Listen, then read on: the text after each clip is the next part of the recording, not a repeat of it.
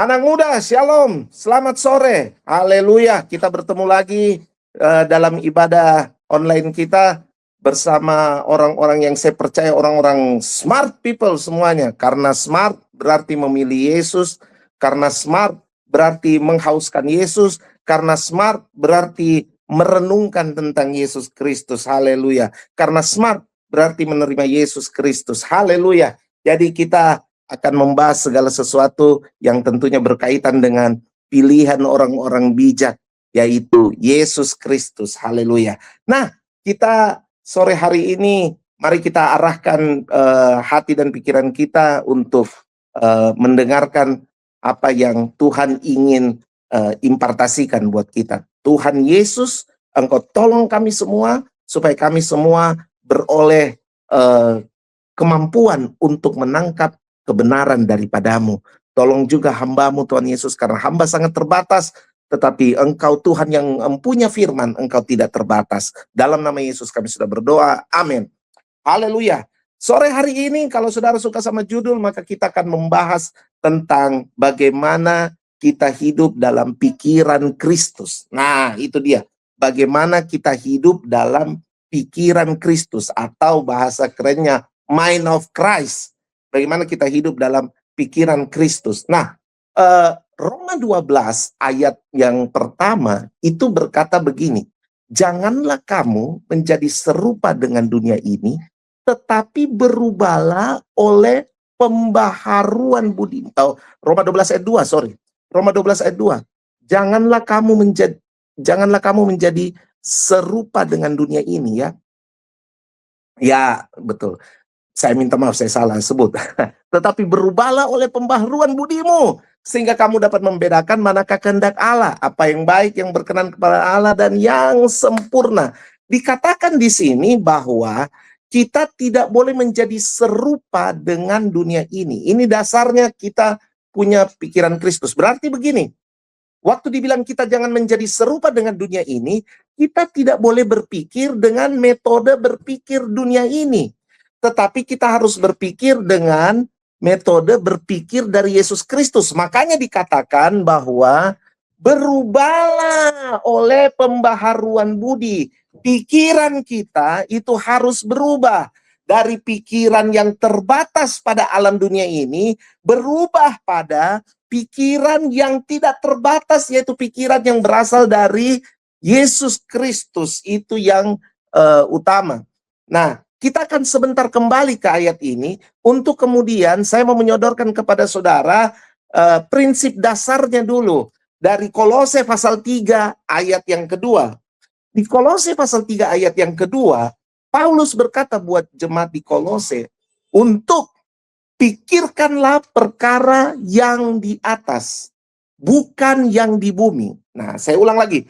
Pikirkanlah perkara yang di atas, bukan yang di bumi.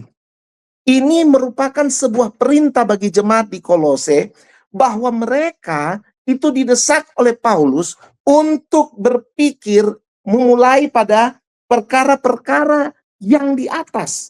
Nah, apa perkara-perkara yang di atas itu? Apakah perkara-perkara di atas itu? Karena kalau dibilang gini, Paulus bahkan bilang gini, bukan yang di bumi loh, bukan. Jadi jangan mendasari pemikiran kita pada apa yang terdapat di bumi. Secara sederhana, kalau kita bilang apa yang terdapat di bumi itu adalah apa yang kelihatan mata, kan? Apa yang kasat mata, apa yang dapat terlihat. Tapi Paulus berkata dalam salah satu bagian dari suratnya, dia berkata begini, bahwa yang kelihatan itu tidak kekal. Justru yang tidak kelihatan itu yang kekal. Paulus berkata demikian. Nah, berarti waktu Paulus berkata dalam surat Kolose ini, bukan yang di bumi kamu punya berpikir, Paulus mau bilang bahwa dasar pikiran Kristus tidak dimulai dari apa yang kelihatan, tetapi dimulai pada perkara yang di atas, yaitu di mana hal-hal tersebut tidak dapat terlihat terlebih dahulu, tetapi dapat dialami dengan jalan masuk yang sederhana, yaitu iman. Nah, iman inilah yang kemudian membuka cakrawala kita tentang perkara yang di atas. Dalam Ibrani 11 ayat 1 dikatakan bahwa iman adalah dasar dari segala sesuatu. Perhatikan ini baik, anak muda. Dia adalah dasar dari segala sesuatu. Apapun yang kita putuskan dalam kehidupan ini, dasarnya harusnya adalah dari iman. Karena iman itu dia dasar dari segala sesuatu. Artinya kalau dia dasar dari segala sesuatu, dia bukan saja dasar untuk hal-hal yang kita anggap rohani. Tidak. Tapi dia juga adalah dasar dari hal-hal yang kelihatannya tidak rohani, yang kelihatannya jasmani, yang kelihatannya dalam kita punya bahasa sekarang sekuler, tetapi ternyata itu harus didasari pada iman ini. Karena dia itu adalah dasar dari segala sesuatu. Dan kemudian dasar dari segala sesuatu yang kita harapkan. Semua yang kita harapkan itu didasari oleh iman, dan kemudian dia adalah bukti dari segala sesuatu yang tidak kita lihat. Nah, bukti dari segala sesuatu yang tidak kita lihat ini, itulah yang saya sebutkan tadi itu, bahwa kenapa Paulus berkata bukan yang di bumi, karena arah berpikir pada mind of Christ itu tidak dimulai pada apa yang kelihatan, tapi dia bilang gini, dimulai dari pikiran iman. Apa itu pikiran iman? Segala bukti dari segala sesuatu yang tidak kita lihat. The unseen truth. Dimulai dari situ. Dimulai dari hal yang tidak kelihatan. Berarti untuk menjamah mind of Christ ini, untuk kita untuk kita masuk pada sebuah perjalanan pelatihan berpikir pada perkara yang di atas, yang terlebih dulu adalah kita harus beriman. Oleh sebab itu, buat yang belum terima Yesus sebagai Tuhan dan Juru Selamat, sore hari ini berarti ini adalah sebuah pertanda Anda mendengar ini, Anda dipanggil untuk menerima Yesus. Karena Yesus telah mati bagi kita semua, Yesus telah disalib bagi kita dan telah bangkit dari antara orang mati, mengalahkan segala kutuk, mengalahkan segala maut, mengalahkan semua sakit penyakit, menembus kehidupan kita dari kegelapan kepada terangnya yang ajaib.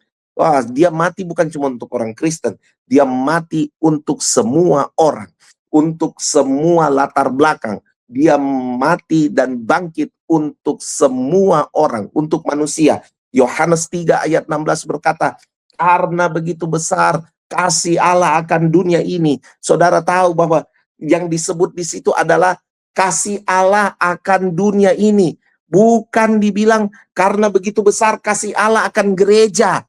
Karena begitu besar kasih Allah akan denominasi A. Karena begitu besar kasih Allah akan denominasi B. Karena begitu besar kasih Allah akan orang-orang Kristen. Tidak ada, saudara-saudara. Alkitab jelas tulis bahwa karena begitu besar kasih Allah akan dunia ini. Apa yang ada dalam dunia ini? Semua orang. Orang yang kita benci, orang yang melukai hati kita, orang yang tidak suka dengan kita, orang yang persekusi kita, orang yang bully kita. Itu semua ada di dunia ini. Itu semua. Makanya kasih Allah itu ada buat orang-orang seperti itu. Saudara yang dengar ini, saudara yang nonton ini, saudara yang mengikuti ini, dan saudara mungkin belum percaya pada Tuhan Yesus. Saya mau bilang, begitu besar kasih Allah akan dunia ini, itu termasuk saudara. Karena begitu besar kasih Allah akan dunia ini. Wah, berarti saudara terima Yesus. Tetapi buat kita yang sudah percaya Yesus, bahkan yang sudah terlibat dalam kegiatan-kegiatan pelayanan atau apapun itu, yang sudah lama jadi Kristen, yang begitu lahir menangis sudah haleluya, haleluya. Nah, orang-orang seperti begitu, itu kita jangan langsung berpikir begini, oh kita sudah tidak perlu belajar beriman lagi, karena kita sudah dikategorikan sebagai orang-orang beriman. Tidak, saudara. Iman itu kita harus latih terus, karena dia adalah apa? Iman itu adalah benih. Dia benih, berarti dia apa? Kalau dia benih, dia tidak statis, dia itu bertumbuh. Dia itu bertumbuh, dan dalam pertumbuhan itu kemudian dia menjadi berbuah. Nah, sudahkah kita berbuah di dalam Yesus Kristus, dalam iman kita dalam Yesus Kristus? Nah, ini tantangan buat kita. Dan salah satu buah kita di dalam hidup beriman dalam Yesus Kristus adalah mind of Christ, pikiran Kristus. Nah, sekarang Setelah kita lihat tadi jalan masuknya adalah iman, maka kita harusnya, oh iya, oke, perkara yang di atas itu jalan masuknya iman. Tapi sebetulnya perkara yang di atas itu lebih tepatnya apa? Nah, di ayat 1 dari Kolose pasal 3 ini, itu kemudian diberitahu, apa itu perkara yang di atas? Ya, ini agak lucu karena penjelasannya justru di ayat sebelumnya. Nah, di ayat sebelumnya dibilang gini, karena itu, kalau kamu dibangkitkan bersama dengan Kristus, carilah perkara yang di atas, di mana Kristus ada duduk di sebelah kanan Allah. Jadi perkara yang di atas ini adalah perkara di mana Kristus itu duduk di sebelah kanan. Duduk di sebelah kanan Allah itu artinya begini, saudara. Itu menunjukkan bahwa dia telah memegang kekuasaan. Dalam Matius 28, Yesus berkata sebelum dia naik ke sorga, Yesus berkata seperti ini, kepadaku telah diberikan kuasa di bumi maupun di sorga. Yesus menegaskan itu sebelum dia naik ke sorga, sebelum dia take off ke sorga. Dalam Matius 28 itu, Yesus berkata, kepadaku telah diberikan segala kuasa di bumi dan di sorga. Bahkan ketika kejadian, ketika Yesus ketika Yesus mencuci kaki murid-muridnya, Yesus juga berkata, Yohanes menuliskan bahwa Yesus tahu bahwa Tuhan Bapaknya telah memberikan segala sesuatu kepada dia. Wah, itu sesuatu yang luar biasa. Nah, inilah perkara yang di atas itu. Perkara kekuasaan Yesus Kristus. Nah, saya suka karena Paulus pakai kata Kristus di situ. Kata Kristus itu bukan kata sembarang. Kristus itu artinya yang diurapi. Kristus itu artinya yang dipilih, yang diurapi. Wah, berarti waktu dikatakan carilah perkara yang di atas di mana Kristus ada, itu mau bilang begini, carilah perkara di mana yang diurapi itu berkuasa. Nah, kemudian muncul ayat 2, pikirkanlah itu. Berarti untuk kita mengenali, untuk kita mengalami, untuk kita menghidupi kekuasaan dari yang diurapi itu, maka kita harus apa? Kita harus punya pikiran yang mengarah pada area kekuasaannya. Area kekuasaannya itu di mana? Di atas. Area kekuasaan itu di atas. Itu di atas menunjukkan begini, semua yang berposisi di atas itu selalu conquer everything yang ada di bawah. Ya kan? Semua yang ada di atas itu pasti menaklukkan apa yang ada di bawah. Nah, Kristus dibilang ada di atas karena memang dia telah menaklukkan segalanya dan segalanya ada di bawah kakinya. Makanya kita harus berpikir ke situ. Nah, sekarang coba kita lihat dalam Roma 12 ayat 2 tadi. Setelah kita mengetahui bahwa oh iya, ini adalah Kristus, pikiran yang terpilih. Waktu dibilang ini waktu dikatakan bahwa kamu harus berpikir pada area kekuasaan Kristus, berarti pikiran kita itu harus terus-menerus menyadari begini, bahwa Kristus itu berkuasa atas segala sesuatu. Nah, kalau kita punya pikiran ini ditaruh pada hal tersebut, bahwa Kristus ini berkuasa atas segala sesuatu, maka akan terjadi sebuah proses yang disebutkan dalam ayat 2 dalam Roma pasal 12 ini. Keserupaan kita. Nah, ini dia. Keserupaan kita itu akan menjadi lebih menyatakan Kristus. Ternyata kalau kita bicara keserupaan, itu kita bicara sesuatu yang nempel, sesuatu yang kita bawa, sesuatu yang orang mengenali kita itu seperti apa. Nah, itu. Misalnya saya punya, misalnya kalau saya ini dikenal sebagai orang yang pemarah. Orang tanya, oh siapa itu Ale? Oh Ale itu pemarah. Kita kenal dia itu orangnya suka marah-marah. Berarti yang nempel di saya keserupaannya itu adalah keserupaan dengan orang yang suka marah. Iya kan? Sebaliknya kalau dibilang, siapa itu Alek? Kok kenal Alek? Itu orangnya sabar. Nah, itu kemudian orang bisa bilang, oh iya, dia similar, dia memang orangnya memang seperti itu gitu. Memang dia orangnya sabar. Nah, ini kan sesuatu yang nempel. Kalau kita dibilang, kalau kita tidak memiliki pikiran Kristus, maka yang terjadi kita akan berpikir dengan cara dunia atau bumi ini.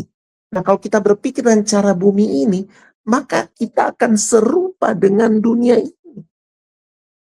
Kita akan menjadi serupa, akan menjadi mirip.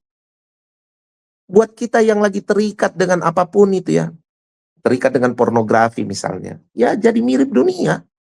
Ya, terikat dengan apa lagi?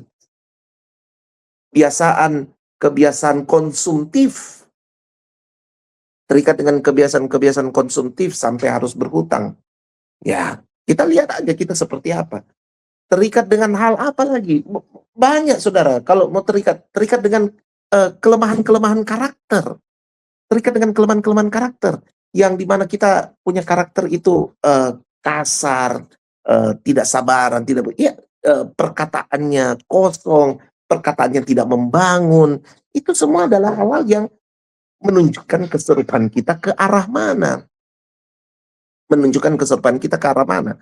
Nah, penting karena Paulus berkata, janganlah kamu menjadi serupa dengan dunia ini. Jangan, tidak boleh. Tidak boleh menjadi serupa. Tapi Paulus berkata, berubahlah oleh pembaharuan budimu. Jadi keserupaan itu, isunya itu ada di cara berpikir kita. Makanya untuk melepaskan keserupaan yang salah, kita harus berubah oleh pembaharuan budi. Bagaimana caranya? Tadi Pak Pendeta bilang bahwa kita telah ditebus oleh Yesus, sudah ada semua hal-hal yang telah disediakan oleh Yesus. Memang betul, sudah ada. Mind of Christ itu sudah tersedia bagi orang yang percaya kepada Yesus. Tetapi dalam proses untuk kemudian kita bisa engagement dengan mind of Christ itu, kita bisa terembody itu mind of Christ dalam diri kita, maka ada proses pemurnian, ada proses itu apa? Berubah oleh pembaharuan budi. Ada proses pembaharuan budi, atau dalam bahasa aslinya di situ bilang metanoia, ya kan? Proses itu, metanoia itu menggambarkan proses kan? Metanoia itu bukan simsalabim. Metanoia punya analogi kan itu seperti peralihan dari kepompong untuk menjadi kupu-kupu. Saya udah nggak usah cerita itu, pasti saudara udah tahu banyak itu soal-soal hal-hal tersebut. Nah, peralihan dari kepompong ke kupu-kupu kan itu juga sebuah proses. Demikian juga pembaharuan budi itu merupakan sebuah proses. Nah, saya akan cerita sama saudara tentang proses-proses pembaharuan budi. Misalnya begini, saudara. Saya mulai dari Abraham. Mulai dari Abraham. Abraham waktu ketemu dengan Tuhan. Waktu Abraham ketemu Tuhan, itu Tuhan langsung bilang begini, pergilah dari negeri tempatmu ini ke negeri yang akan kutunjukkan kepadamu. Wah, itu susah loh taat seperti itu. Tapi Abraham itu kuncinya adalah sekalipun dia tidak mengerti, dia taat saja. Memang untuk berproses pada pembaharuan budi itu, kita itu harus punya ketaatan. Seperti Abraham. Abraham ini tidak mengerti, tapi dia taat saja. Saudara mau tidak dikasih instruksi seperti Abraham yang dikatakan begini, iya, nanti kamu akan saya bawa, kamu pergi ke tempat yang nanti akan kutunjukkan kepadamu. Itu kan sebuah hal yang tidak menghibur. Iya kan? Pergilah dari negerimu. Ya, Kejadian 12 ayat 1. Dari sanak saudaramu dan dari rumah bapamu ini ke negeri yang akan kutunjukkan kepada. Aduh Tuhan.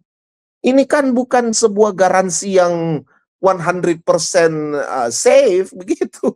Ini apa ini? Itu kan apa ini? Negeri kayak apa yang akan ditunjukkan? Lagian ini Tuhan yang bicara, Tuhan yang mana ini? Karena kita tahu Abram itu adalah pembuat patung berhala. Literatur bahkan berkata, Abram ini, kenapa muncul kejadian 12 ini? Karena sebelum kejadian 12 ini muncul, yang terjadi kalau menurut literatur tulis adalah, Abram ini adalah orang yang betul-betul cari Tuhan. Dia mempertanyakan, itu Tuhan harusnya kayak gimana gitu. Dia cari dalam elemen-elemen air, api, mirip-mirip Avatar kalau gitu ya. Air, api, apa. Dia cari Tuhan. Tapi kemudian di kejadian 12 ini muncullah Tuhan, muncullah Elohim itu. Elohim muncul dan berkata dan bersuara kepada dia. Makanya waktu Elohim muncul, itu langsung Abraham tahu, wah ini Tuhan yang bersuara. Ini Tuhan yang menuntun. Dia sudah tidak perlu lagi tahu soal akan dibawa kemana. Tapi begitu dia tahu ini Tuhan bicara, wah ini Tuhan yang hidup. Itu luar biasa. Bagaimana Abraham ditransformasi cara berpikirnya. Kemudian perjalanannya kita tahu lah seperti apa. Contoh yang lain lagi adalah Musa. Musa juga ketika ketemu Tuhan pertama kali, itu dia bertemu, dia lihat ada semak duri yang bernyala-nyala. Semak duri yang bernyala-nyala. Dia penasaran, ini semak duri bernyala-nyala dengan api seakan-akan membakar semak duri tersebut. Tetapi dia perhatikan, semak duri itu tidak terbakar. Padahal dia ada di dalam api. Tetapi semak duri itu tidak terbakar. Dia penasaran lah. Saya rasa kita semua kalau ada di tempatnya Musa, kita juga pasti akan kepo ya. Kita pasti akan kepo dan akan wow, ini apaan, ini fenomena apaan. Lalu Musa pergi. Ketika Musa mendekati semak duri tersebut, muncullah suara dari Elohim yang berkata begini, lepaskan kasutmu itu, sebab tempat di mana kau pijak ini adalah tempat yang kudus. Nah ini hal yang kedua, saudara. Kalau tadi kita belajar di Abraham hal yang lain tentang bagaimana Tuhan melatih kita membaharui pikiran kita. Maka yang kedua dari hal cara Tuhan mentransformasi pikiran kita adalah dengan memberikan kepada kita budaya hormat kepada Tuhan. Budaya hormat. Itu budaya hormat itu luar biasa, saudara. Langsung Tuhan bilang, janganlah datang dekat-dekat. Tanggalkanlah kasutmu dari kakimu. Sebab tempat di mana engkau berdiri itu adalah tanah yang kudus. Wah, itu Tuhan menyatakan itu. Harus ada budaya hormat. Budaya hormat ini apa? Menghargai kekudusan Tuhan. Kita ini sekarang, di zaman sekarang ini ya, di zaman sekarang ini, kita kadang karena sudah terlalu menganggap itu ya, oh Tuhan kita adalah Tuhan yang dekat, dia adalah Bapa yang baik. Kita kehilangan, kadang-kadang banyak orang Kristen telah kehilangan rasa hormat dalam mendatangi Tuhan, dalam menghampiri Tuhan. Walaupun tetap kita sebagai anak muda, kita bersemangat, kita ini ya apalah. Memang harus begitu, sebab di dalam hadirat Tuhan itu ada kemerdekaan kan, ada freedom. Tetapi freedomnya kita itu, basisnya freedomnya kita itu adalah honor. Kita punya rasa hormat pada Tuhan. Kita hormat karena apa? Karena kita menghargai kekudusannya. Nah ini kehormatan karena menghargai kekudusan Tuhan, itu harus jadi kita punya pola pikir. Harus menjadi salah satu bagian dari pikiran Kristus yang masuk dalam diri kita, dibaharui kita dengan hal tersebut. Sebab apa saudara? Dengan adanya pemikiran itu, maka kita akan menghargai kekudusan. Kita akan menghargai kekudusan diri kita, dan kita akan menghargai kekudusan orang lain. Ayolah anak muda, pacaran gitu ya. Pacaran tapi tidak menghargai kekudusan dirimu, dan tidak menghargai kekudusan pasanganmu. Bagaimana bisa itu? Ya kan? Itu terjadi karena apa? Karena kita punya paradigma berpikir itu tidak berbasiskan kultur hormat pada kekudusan Tuhan. Hormat karena dia kudus. Halo, hormat karena dia kudus. Ini hormat karena dia kudus ini, itu bisa berimpact pada apapun yang kita lakukan. Contoh saja yang sederhana, saudara. Isi kolektor. Kita sudah tidak casual isi kolektor. Tukar-tukar duit dulu lah. Ini. Ini biasa kalau bicara soal uang begini kan dibilang, wah sekarang sudah susah ya. Pendeta singgung-singgung duit. Nanti dibilang mata duitan pendetanya begitu ya. Karena apalagi bilang perpuluhan-perpuluhan. Wah itu banyak langsung jadi ini. Tapi coba lihat kita punya ini ya. Oh iya, aduh. Kita rasa bangga begitu kalau memberi nominal yang besar, kita rasa pikir, oh ini sudah yang paling bagus. Padahal kita harus bukan soal nominalnya, tapi bagaimana saudara melakukan itu karena saudara mendasari dengan hal ini. Saya menghormati Tuhan. Lihat sikap kita dalam mendengar khotbah. Di gereja sekarang ini, orang kan jarang sekarang bawa Alkitab buku, orang bawa HP. Begitu bawa HP, gampang terdistract kan. Apalagi ayat Alkitabnya sudah ditampilkan di layar. Begitu ditampilkan di layar, siapa yang mau buka Alkitab lagi di HP? Dah buka. Yang terjadi adalah, kalau kita dengar khotbah, sesekali kita berselancar. Sesekali kita berselancar ke medsos kita. Kita awasi kita punya thread, kita awasi kita punya IG, kita awasi kita punya TikTok, kita awasi kita punya FB. Kita jadi semacam pengawas-pengawas begitulah. Medsos kayak pengawas medsos, even pada saat kita beribadah kita melakukannya. Wah, ini adalah hal-hal yang, minta maaf saudara, ini adalah hal-hal yang mendukakan Roh Kudus. Karena kita mudah sekali terdistraksi. Kenapa kita mudah terdistraksi? Karena kita tidak memiliki kultur hormat karena kekudusan Tuhan. Kita tidak menghargai kekudusan Tuhan. Ya kan? Kita tidak menghargai kekudusan Tuhan. Sekarang setelah Musa, saya pergi ke Daud. Daud itu punya mazmur yang sangat legend. Konon mazmur ini adalah perenungan dia ketika dia masih jadi gembala. Nah, Daud itu masih jadi gembala, saudara. Dia telah menggembalakan kambing domba itu dalam usia yang masih sangat muda. Masih sangat muda. Jadi bukan remaja, teruna malah. Masih muda sekali, karena dibilang waktu dia menghadap Goliat saja dia dibilang masih kemerah-merahan. Kambing domba yang digembalakan itu juga tidak banyak. Menurut literatur dia hanya menggembalakan tidak sampai 8 ekor. Wah, pokoknya sedikit lah. Jadi bukan sesuatu big business ya. Bukan big business juga. Nah, dia merenungkan tentang Tuhan, dan kemudian dalam perenungan tentang Tuhan itu, Mazmur 23 ini menyatakan transformasi pembaharuan budi yang terjadi atas Daud yang dikerjakan oleh Tuhan. Pertama dia katakan begini, Tuhan adalah gembalaku. Wah, saya stop aja sampai di situ ya. Tidak usah letakkan kekurangan aku. Stop dulu sampai di situ. Tuhan adalah gembalaku. Itu paradigma yang luar biasa. Jadi hal yang ketiga, saya terangkan dulu. Saudara, Daud memposisikan dirinya, waktu dia bilang Tuhan adalah gembalanya, berarti dia memposisikan dirinya sebagai domba. Oke? Dia posisikan dirinya sebagai domba. Nah, kita semua tahu itu domba. Domba itu adalah binatang yang tidak punya self defense yang bagus, ya kan? Self defense-nya tidak bagus. Domba itu terlalu banyak kelemahan, belum lagi matanya yang rabun. Aduh, terlalu banyak kelemahan domba ini. Dan domba, menurut pengamatan Daud selama dia jadi gembala, dia telah melihat bahwa dombanya yang cuma berapa ekor itu memang bergantung sekali kepada gembala. Dia tidak bisa menggantungkan dirinya. Domba itu bahkan tidak bisa mengandalkan dirinya, tidak bisa. Karena di dirinya ini hampir tidak ada hal yang dapat diandalkan. Jadi dia sangat bergantung sekali pada gembalanya.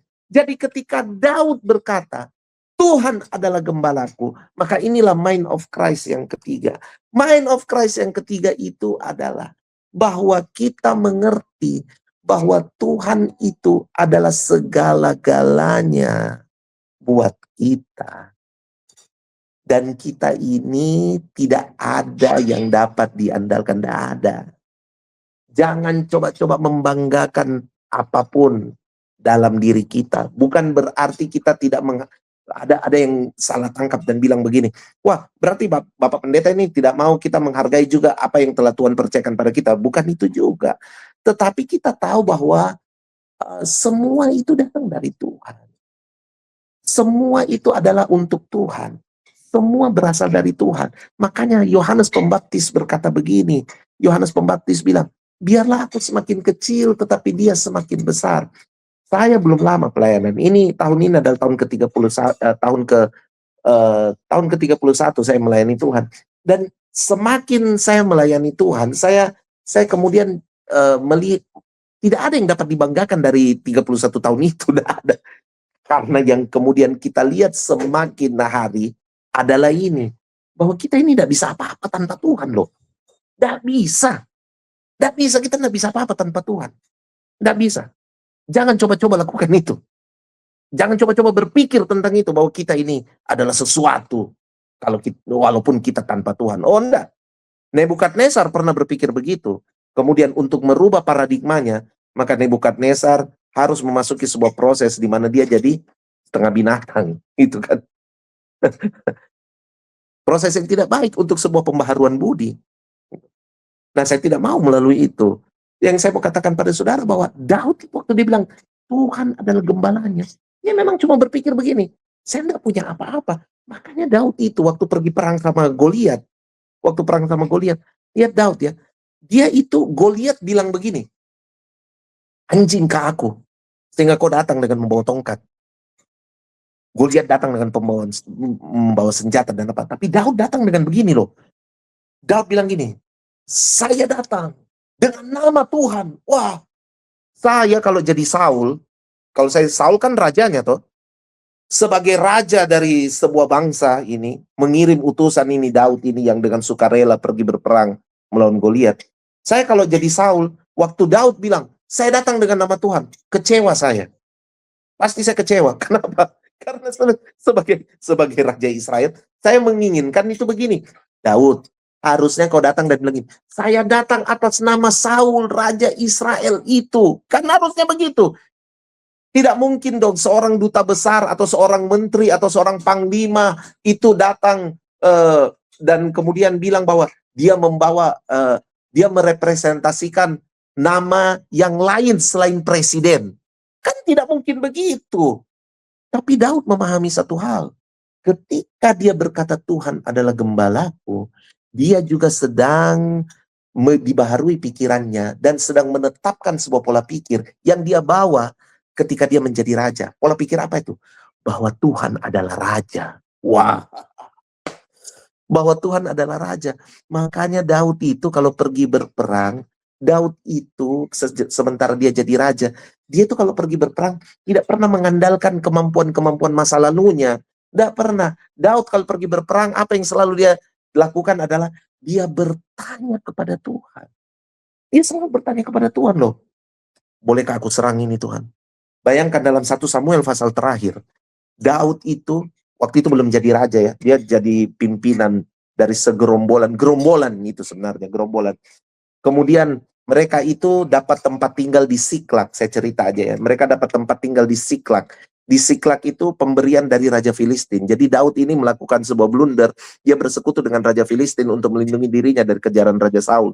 Lalu kemudian Raja Filistin memberikan dia Siklak sebagai tempat tinggalnya. Ketika Daud dan teman-temannya dan semua anak buahnya ini pergi, Siklak itu diserbu sama orang Amalek. Siklak diserbu sama orang Amalek, diambillah istri-istri mereka dan anak-anak mereka sama orang Amalek. Waktu mereka kembali ke Siklak, dari jauh mereka lihat Siklak terbakar. Wah, Alkitab tulis loh. Alkitab tulis, 1 Samuel pasal terakhir. Alkitab tulis begini, pedih hati rakyat itu kepada Daud. Bahkan mereka dikatakan begini, mereka bertekad, mereka berikhtiar untuk melempari Daud dengan batu. Karena pedihnya hati mereka, istri dan anak-anak mereka tidak diketahui nasibnya kayak apa.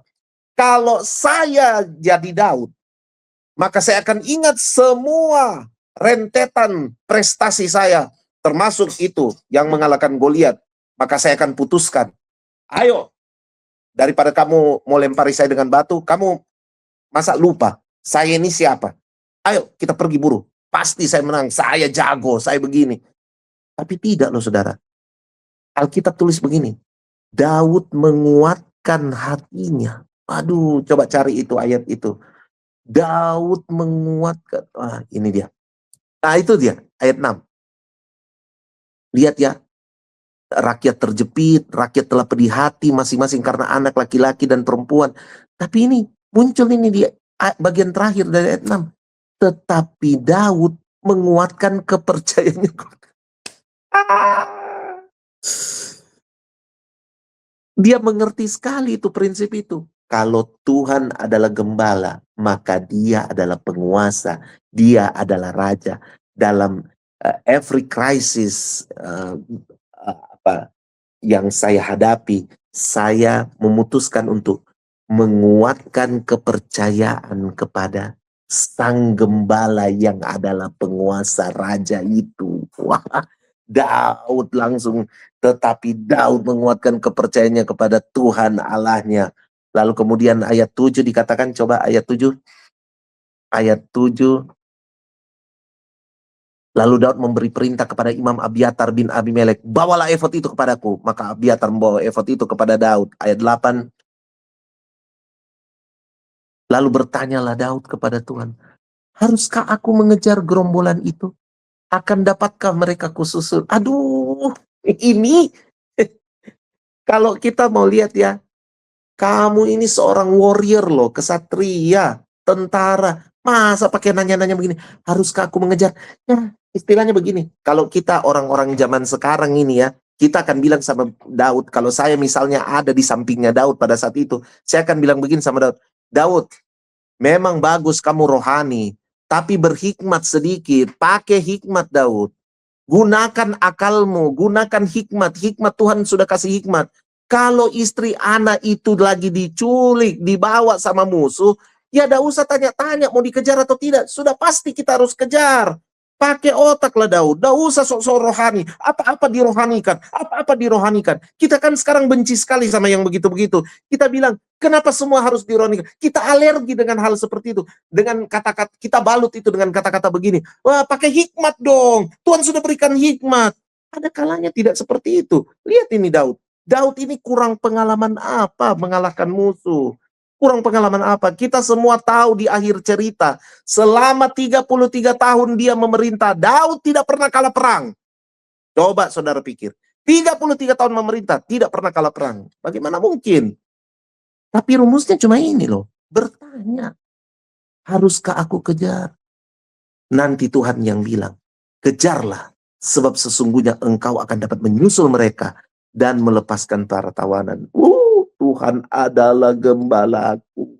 Dia tidak mengandalkan dia punya effort, dia tidak mengandalkan pengalaman, dia tidak mengandalkan apa-apa. Tapi yang dia andalkan cuma apa? Yang dia andalkan, Tuhan adalah gembala. Makanya kemudian dia susul kalimat itu dengan bilang gini, Tuhan adalah gembalaku, takkan kekurangan aku. Ini kalau isu kekurangan tidak selalu isunya uang. Tidak selalu isunya harta.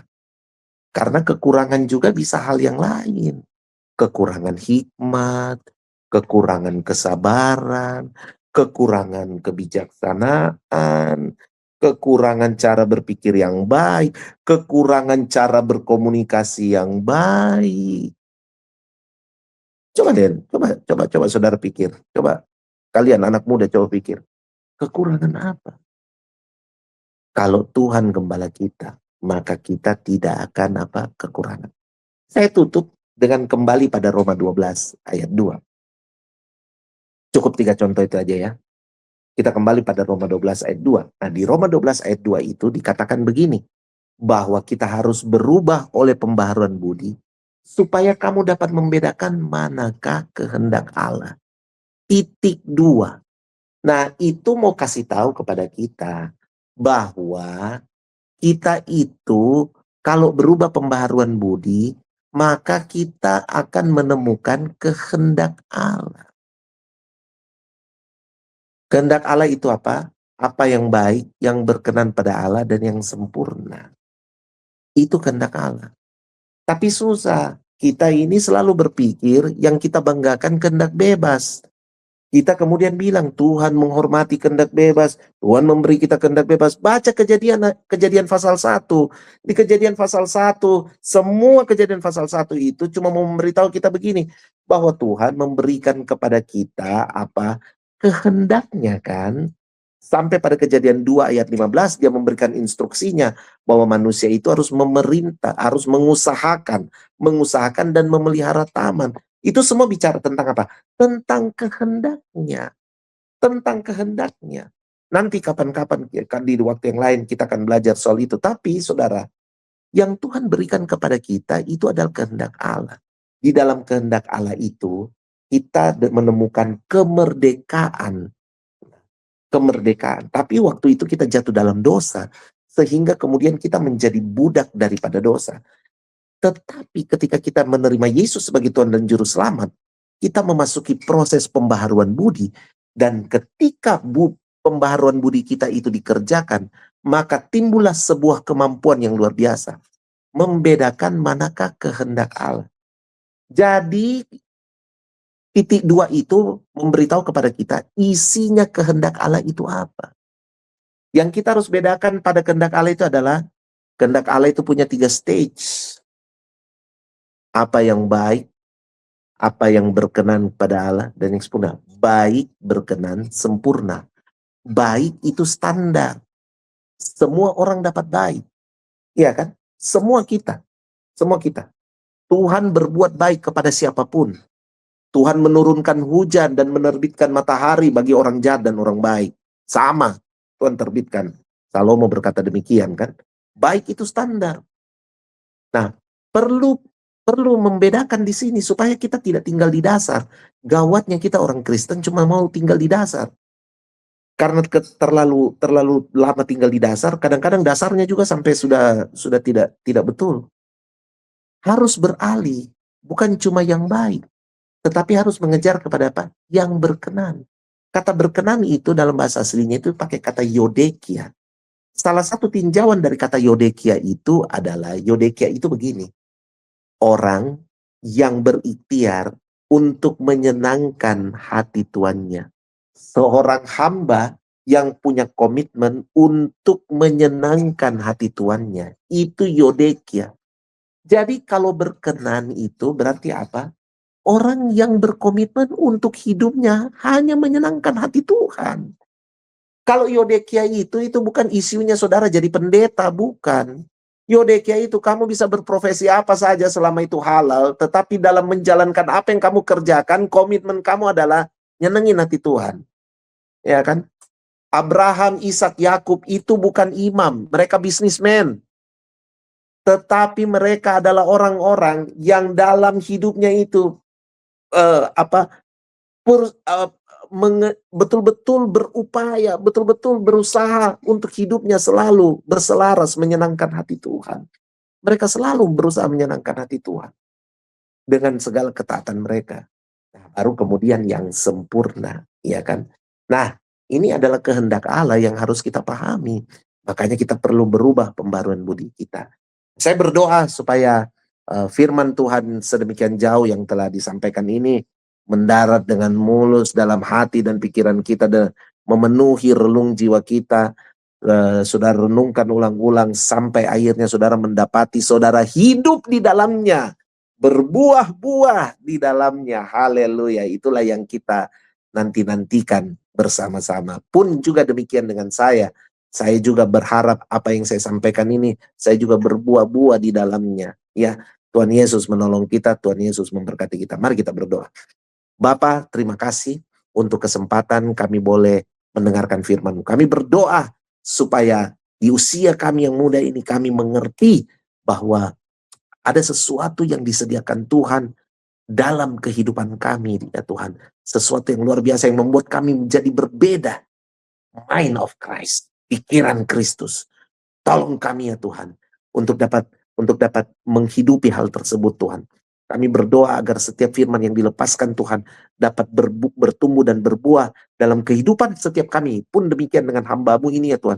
Supaya Tuhan kami semua dapat mengalami Tuhan, dapat menghidupi dan dapat menjadi saksi betapa luar biasanya pikiran Kristus jika dia diizinkan bergerak atas hidup kita. Terima kasih. Bagimu segala pujian, hormat, dan kemuliaan. Dalam nama Yesus kami sudah berdoa. Haleluya. Amin. God bless you.